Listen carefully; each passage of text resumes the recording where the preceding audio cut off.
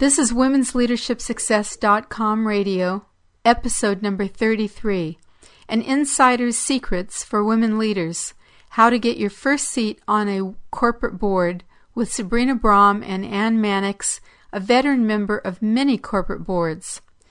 Do you want to develop your career, be a better leader? Being on a board will accelerate your career and expand your network. Even if you don't want to be on a board, listen to this show and you'll get lots of tips that will help you get promoted. Unfortunately, for decades, America's boardrooms have been closed to most women. We intend to change that, and this two-part series with Ann will help you do that. Ann Manix reveals an insider's look at strategies that are easy, fun, and doable for getting on a board and excelling. Be sure to listen for a special offer at the end of the show on how to sign up for a free copy of my new 7 Secrets to a Profitable Job Promotion video training series. Welcome to Women's Leadership Podcast, showing you how to influence people, improve your performance, and advance your career. Brought to you by women's leadership and career expert Sabrina Brahm and Women'sLeadershipSuccess.com. Here's your chance to meet women trendsetters leading the way to success, accomplishment, and balance in business and life. No matter if you're a manager, CEO, or entrepreneur, join Sabrina for coaching and no-nonsense advice to improve your career and bottom line. This is Sabrina Brahm with Women'sLeadershipSuccess.com. In this segment of Women's Leadership Radio Podcast, we will talk with Ann Manix, and we'll be discussing how and why to get a position on a board. Now, even if you think you're never going to be on a board, listen anyway. You'll gain a lot of helpful career tips in this conversation. And you'll learn how being on a board will increase your cachet as a leader in your company, increase your visibility, and expand your network, which can open up your career choices and income. Over the next 2 shows, we'll reveal several of the myths about being on a board. Let me tell you a little bit about Ann's impressive background. And first I want to say that Ann's been a friend of mine for over 30 years, so I can say that I have been inspired by the incredible growth in her development over those 30 years, and she'll tell you more about that. Her career spans corporate management, boards, and not-for-profit experience.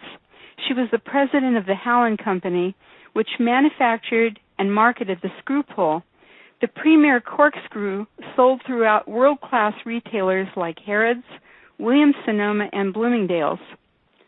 Subsequently, she joined Drucker Research as managing partner, specializing in business-to-business industrial research, branding, and competitive intelligence. Ann has served as an outside director to a number of publicly traded companies on the New York Stock Exchange. She currently serves on the board of CompX, which manufactures components for the security, office, and marine products industries. Welcome, Ann. Well, thank you so much. It's a great pleasure to have you on this call, and I wonder if you would tell some more about your background. Is there anything you would like to say about that? Well, you did a very nice job, and I would say that I was thinking about it when we were having this discussion, and I think it all started when I was in first grade and organized a dog show in my neighborhood. And it required, obviously, getting the dogs, getting the owners, having a card table set up, prizes and everything else. And there were some downfalls. Somebody got bit, which was my mother. But it kind of was all like that, and that is, taking a leadership position, but not just because. It was because it was fun. And in many of those cases in my career, after college, I was lucky enough to really be in the first cut of women hired in a professional category, which was in 1975. And prior to 1975, it was very difficult for women graduating from college to be in anything other than really a secretarial or a staff position. But I was fortunate enough to be hired as in a company that was the first woman hired, traditionally male company called Warner and Swayze that made machine tools.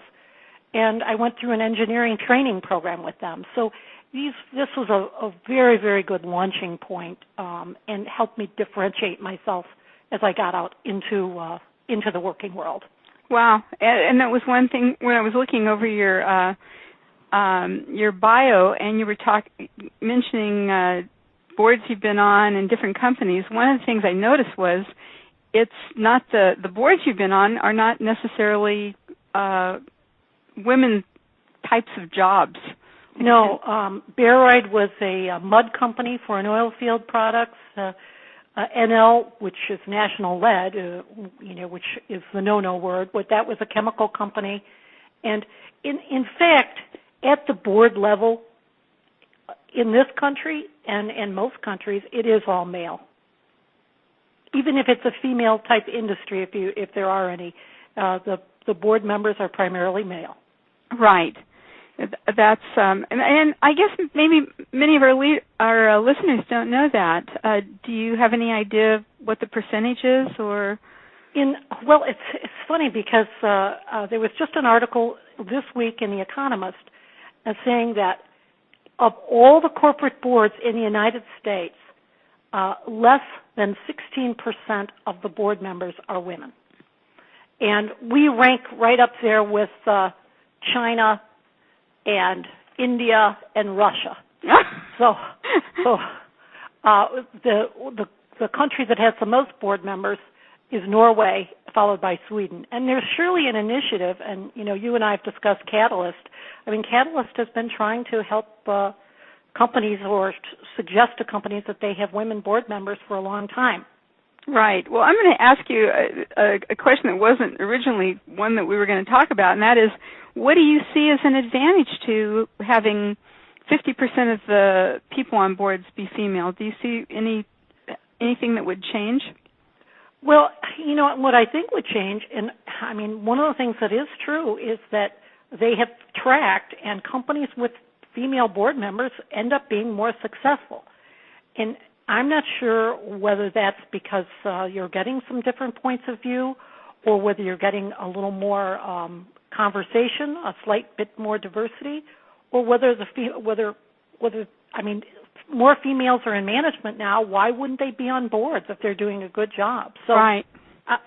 I think that I do believe that we would see less corruption, although I've never seen that on any of my boards. But I think that there's an integrity and honesty that would be added to the corporate board experience.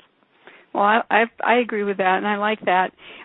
And just in terms of the audience listening, why would somebody want to be on a board? Can you talk a little bit about that? Yes. It is literally the pinnacle.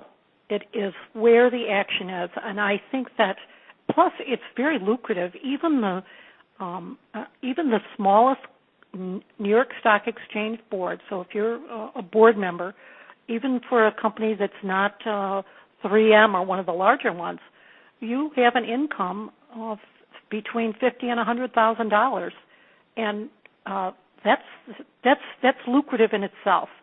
In addition to that, you see where the action is, and what I mean to say is that in the United States, the way that our country is run, it's run by big companies and board members.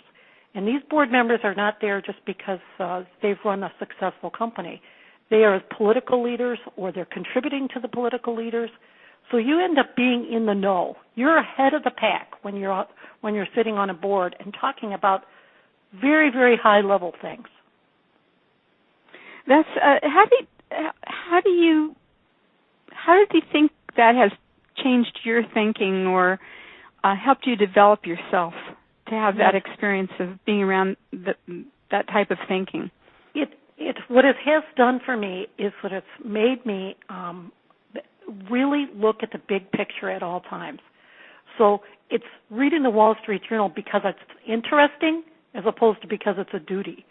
And I think that in many cases, I'm just able to look at the big picture, know that it's not just black and white, take a step back, because when you're dealing at the board level, as these men are, they are looking at a number of factors all the time. They're always looking at what the political implications are, what the economic, what the international situation is.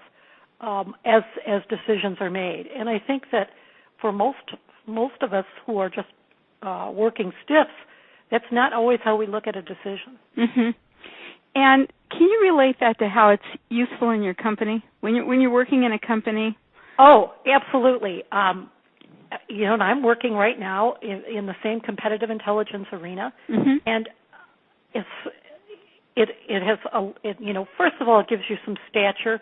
You have a little more confidence in what you're talking about because you know that maybe just last month you heard how things were going to be going or what the prediction of the economy was going to be from your board as you had dinner. Mm-hmm. So when you make a decision or you do a task, you're bringing in a lot more to that task. Even if it's just writing a report, you have a perspective that you would never have. Mm-hmm. So you get a bigger picture perspective. Sounds like you get better at critical thinking too and strategy. You definitely get better at critical thinking because you have more elements that you enter into your decision making. Incredible. Not to mention the fact that if you're in a situation at work where you're not sure what's going on or there's something, you might have someone that you can call. I've certainly called one of my board members and said, I'm looking at this, what's your opinion? You were just over in Africa. What do you think is going to be happening? Wow. So that's a real resource. Mm-hmm. And even when my son was looking for a job, who do you think I called? I called the guys on the board. Wow. Yeah. So it helps in lots of ways. So you've got me convinced. I'm ready to get on a board. So how do you do that? And one of the things that you said when we were talking offline before was there's some myths about what you have to do or how it's almost impossible. And can you talk a little bit about the myths and then about how to get on the board? Yes. Here, the myth, and when I moved to Detroit, I told Sabrina that I immediately looked at the Women's Economic Forum and, wanted to talk to them, and they wanted to talk to me about boards. And in an initial conversation, the head of the organization said, "Oh, well, you make it sound too easy. That's not going to go." And I think even Catalyst has made it sound like you literally need to be a president of a division or have invented something special, that you have to have years and years of bottom line P&L experience, and certainly that would be a help, but not everybody has that. And if you take some time to look at corporate boards in America today and pick out some of them, you will see people with titles. Men with titles, and maybe they're just some local guys that have been lawyers, or maybe they're somebody that's head of a private equity firm or a construction company. But his main talent is that he knows the CEO. Mm-hmm. And so that, I guess, that brings me to the part of the myth, is that even if you are a president of a division of a company, that doesn't mean you're going to get on a board. And how do people get on boards? I guess it would be just helpful to just do a snapshot of how I got on the board. Would that be helpful? Yes. I was living in Houston, and I was president of a company, but, a $7 million company, not a $70 million company, and it made corkscrews. Mm-hmm. But I was very active, and I was active in a group called Leadership Houston, which is very much like any of these leadership forums. Mm-hmm. And through Leadership Houston, I became active on some nonprofit boards like the Urban League and some others. And then I started on a speaking circuit at very small organizations, Rotary clubs, women's conferences, where I talked about being a CEO and what the responsibilities were and what it was like. And through those, I met other CEOs. And one of the CEOs one of the individuals had just been promoted to be a CEO of a publicly traded company. He knew me from Leadership Houston, where I would speak, and he knew me from my speaking circuit. And so he asked me to become a member of the board. And so I guess I would say to others is that, boy, you have to be out there. and you have to look at some of the organizations in your area. I live in Detroit. I would, if I were looking for board positions right now, I would look at some of the companies that had local boards, local headquarters. Pick out who those board members are. See if you know any of them. I mean, it's very possible that you or someone that you know knows some of these people, and then look for an introduction. I mean, it sounds simplistic, but I think that just putting your name in the Catalyst book as somebody who would be willing to serve on a board is different than actively pursuing a company. Mm-hmm. Right. And even if, I was thinking of another situation where visibility came in the competitive research business. That's not exactly that's not something that is sought out. It's not a bottom line factory job where I have a division experience. But one of the things that I offered to do for a local country club where many prominent men were on the board, mm-hmm. is that I offered to do a competitive analysis to see where their position was vis-a-vis their competitors, other country clubs in the area.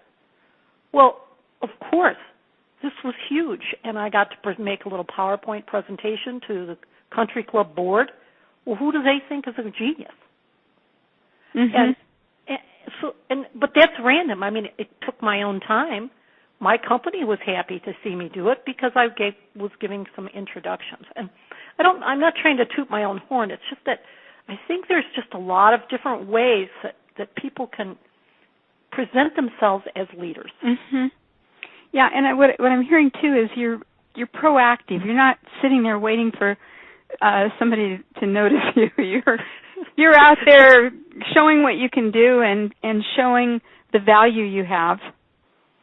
That's right. And it's amazing to me. I was in a conversation recently with somebody we weren't talking about boards, mm-hmm. but he said, you'd be surprised how few qualified women there are.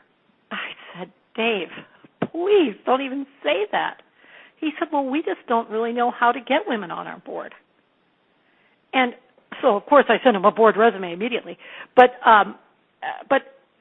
that is still the prevailing thinking in this kind of glacier-like speed that boards move in. Mm-hmm. Mm-hmm. So you send him your resume, and you keep looking for ways to influence what's going on, influence people's opinion of you and of women being on boards. Yes. And it's just wonderful. Is it helpful to show your expertise, like when you're talking about that country club? So competitive analysis, that's something you know how to do. Right, but that wasn't the prevailing shining thing. I think it's having, and I hate to keep saying men, but it's having men who are possibly on a board or recommending a board position see you as a leader. So the expertise allowed me to look like a leader, but it wasn't the expertise that they will remember. When I did a report recently for the Women's Golf Committee, I didn't say we all had a really good time and the golf was good. I said, statistically the numbers were X, we had X amount of rounds. So it wasn't my golfing ability, it was somehow that I talk their language. Mm-hmm. And it's like a foreign language, and I think you and I both know that in the world of men, they do speak a different language. Mm-hmm. Oh, this is a slight aside, but how do you learn that language? What's a way that you can begin to understand the language of the boys' game? Well, I think that this is these are lessons that sound very old-fashioned, but it's sports, it's competitive behavior, it's aggressive. It's trying to be the best. It's never being apologetic, and that's something that I had the opportunity to do when I was in high school playing sports. Mm-hmm. That makes a lot of sense.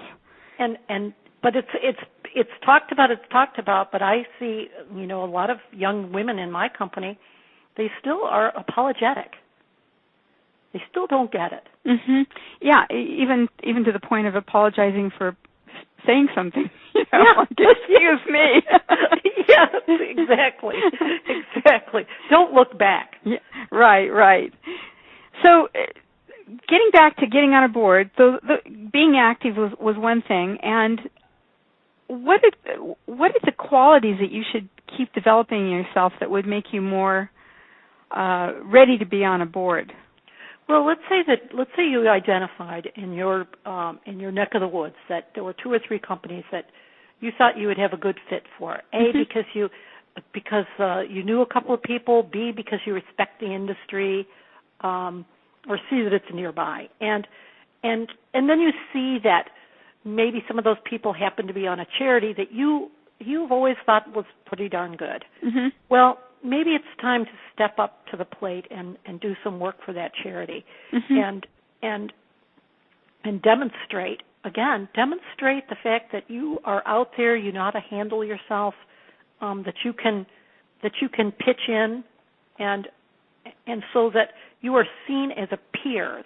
There's very few ways to be seen as a peer with someone who's a CEO or a board member, other than something in the charitable world or volunteer world or something else. And one of the things I was thinking of too is we talked a little bit about this. If you're in a staff position like human resources, well, what if you were to write a white paper, on something that you've observed that really has contributed to the bottom line as you go through the hiring process? Well, maybe that white paper would be very valuable to a charity. I mean, there's ways of promoting yourself, and those are the qualities: promotion, perspective, and leadership that I think are really valued. And if you think about people, and I'm sure the listeners know too, if you think about the span of your career, there are not that many people that seem to demonstrate that. Right. And it's like playing sports. It's a skill you have to practice. Oh, absolutely. Sabrina, I spoke at a high school recently, and they said, how do you be successful? And I said, well, you have to just practice it. It is practice. You just practice being successful. It's not something that all of a sudden is bestowed upon you. Practice being successful. Practice showing that you have leadership qualities. Yep. Practice showing that you know how to speak in meetings. Practice showing that you know how to think strategically or think big picture. Yes, and really being, when you have those qualities, guess what? You have a really better perspective. You're not doing these knee-jerky, you're not whining, you're not making arbitrary decisions, because you have this ability to kind of step back. And it's something you have to keep doing. Yeah. And you mentioned before when we were talking offline that profit and loss, knowing profit and loss was really important on a board. Yes. Can you explain that? Well, I mean, basically, knowing the P&L and understanding financial accounting is essential. And I even took a little course called Financial Accounting for the Non-Financial Executive, because despite the fact that on all boards there are financial experts, and you do not need to be a financial expert, there's some mysterious link between people who have really contributed and understand the bottom line to people that are going to be able to contribute on a board. And the key for somebody who's in a staff position is to show that they have that link to the bottom line, is to demonstrate that they understand that by hiring people and hiring the right people, even though their group doesn't go to the bottom line, that it impacts the bottom line. And you see boards now, that have women academics on them. Well, they don't know anything about the bottom line, but that they have other qualities, obviously. Yeah. Well, what else? We're almost at the end of our time, and I'm wondering, is there anything else that you could do to be on a board that would be to get on a board? Well, I think it's a process just like looking for a job. Start doing your research. This is all, especially for public companies, this is all available as you go on a website, and then you start listing. You make a very good list of all these board members. And another clue is that if you yourself are working at a company and you have an auditor, your auditors might know their auditors. And so every publicly traded company will indicate, that they're being audited by Deloitte or PwC, and all of a sudden there's another whole avenue for you. So you might be friends with the person that's head of the automotive practice for PricewaterhouseCoopers. Mm-hmm. And you don't even know it because you haven't looked at who's on the board. Yep, That's right. So and the beauty about publicly traded companies, as I say, you can just commit to sit in front of your computer, and you can put together a huge list. And then you find out, that person's on that board too. Mm-hmm. Oh, I had no idea, and he's friends with so-and-so. Well, so you start to develop that. And it's not easy, but it's the only way you're going to do it. These boards are not going to go to Catalyst and ask them to pick somebody for them. And let me just say one other thing. Mm-hmm. Board chairs are not going to look for somebody that's going to cause them trouble. They want to know this person before they put them on a board. They're not looking for, and I wouldn't say the word diversity. They don't care about the color or the person, whether it's the gender. They want to know that this is someone they can trust, that's like-minded, that they can have collegiality with on a board situation. Mm-hmm. Wow, that's really, really good advice, and I really, it's so doable. It is doable, and it's fun, and it has been really fun for me since I've been on board since 1988. Wow. And these are my good pals. That's wonderful. So I would say go get it. Boards in 2012 are going to start to look bad if they don't have women on them. Start with a medium cap company and just work it. Right. And if you're not ready to do that, start with a nonprofit board. Absolutely. You can get the board experience and be on the audit committee and be on the finance committee. That's actually a great piece of advice, Sabrina. Yeah. That's wonderful. So thank you so much for spending this time with us, and we're going to end this right now, and we will interview you again for what to do once you get on the board. Well, thank you so much. It was probably hard to shut me up. Not really. Thank you so much, and we'll talk to you later. Bye-bye. Thank you so much, Sabrina. Bye-bye. Be sure to listen next month to Part 2, Board Members Rule, How to Be an Excellent Member. And to register for a free copy of the 7 Secrets to a Profitable Job Promotion video training, go to www.womensleadershipsuccess.com and sign up on the form that appears on the screen after a moment. Thanks for listening. Thank you for joining your host, Sabrina Brahm, on another Women's Leadership Podcast. If you have questions or comments, you can email her at sabrina@sabrinabrahm.com. Since 1989, Sabrina and her team have helped hundreds of women managers, business leaders, and entrepreneurs with valuable trainings, articles, books, and executive coaching. For additional tips, interviews, and free access to Great Leaders Today mini course, visit www.womensleadershipsuccess.com.